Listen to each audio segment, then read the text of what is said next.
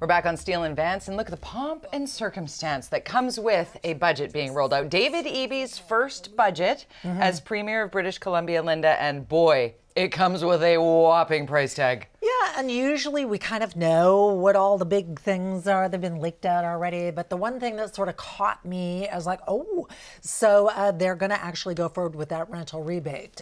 But to find out more, because there's some catches to it, we're going to bring in CHEK's legislative correspondent, Rob Shaw, from the legislature in Victoria. Hi, Rob.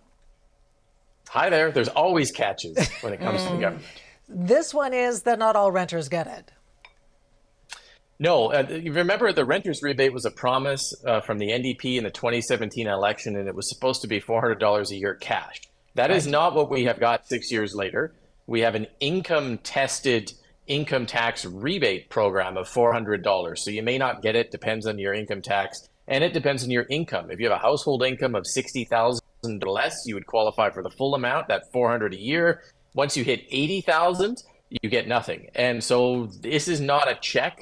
It is, as the Liberals once described it, $1 a day towards your rent, which I guess is better than nothing, but will not lift people out of poverty and may not make a big difference when our colleague Justin McElroy on Twitter pointed out that the maximum allowable rent this year for the average rent in Metro Vancouver is $402. So it doesn't really even cover the rent increase. Yeah, and since they're doing this means testing, the income testing, I'm guessing they're going to do that with the homeowner grant next year. You think?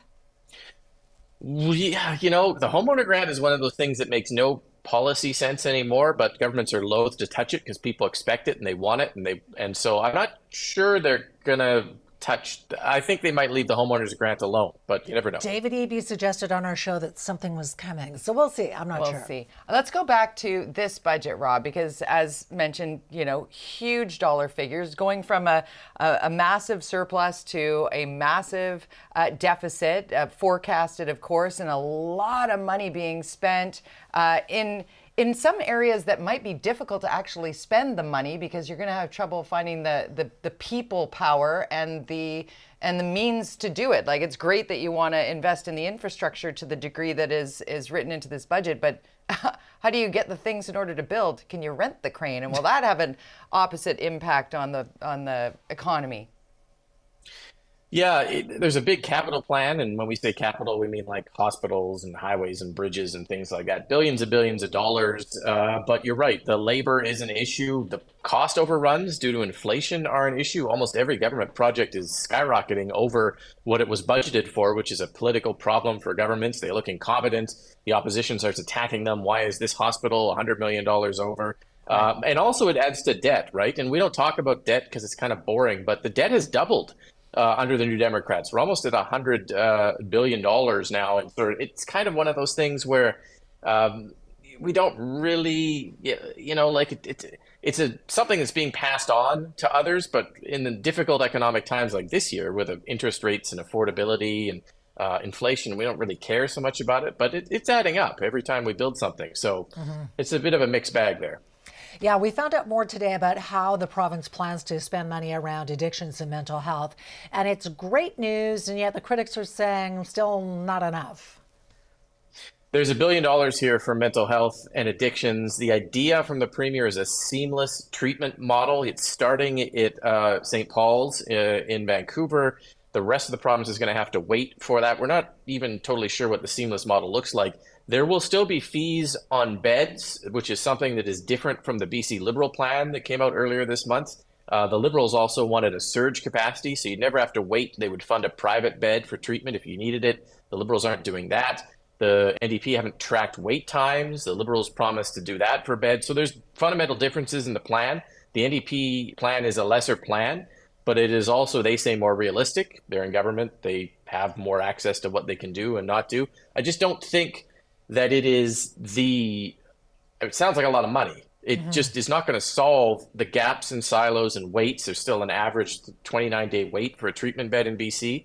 And the ministry's own plan says those waits are going to continue. So this will not solve addictions treatment. It's a lot of money, though. Yeah. And again, that old line, we keep using it. It's better than nothing.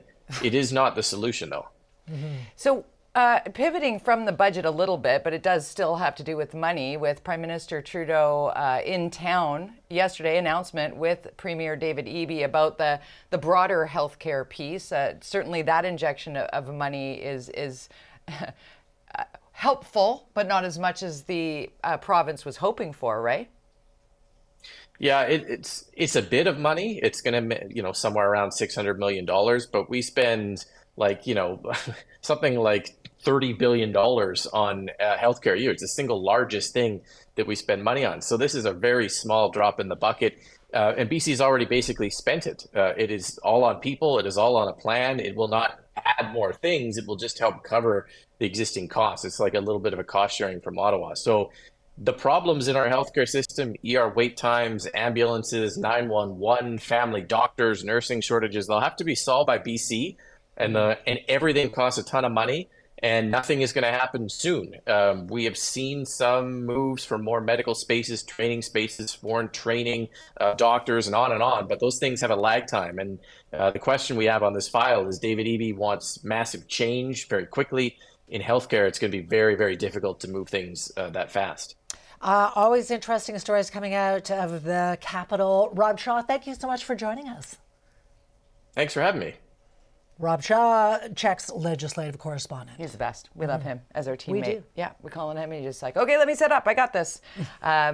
Certainly a lot going on. And Linda, every time you and I talk about taxes, whether it be municipal or provincial tax or even federal tax, there's only one taxpayer. That's us. So they're spending our money. And that's when we start talking about billions and billions and billions and billions and tens of billions and hundreds of billions. It starts to be like, what? Still lots of problems. Yes. All right. Let's get to our next bit in this program. We've got lots coming up, including International Women's Day is coming around the corner. We're going to talk about ageism and somebody who is wanting us to own our age regardless of what it is. Love her. And still ahead, stay tuned for this. Did the Chinese government interfere with our federal elections? And why does the Prime Minister seem so unconcerned about it? Investigative journalist Sam Cooper joins us next.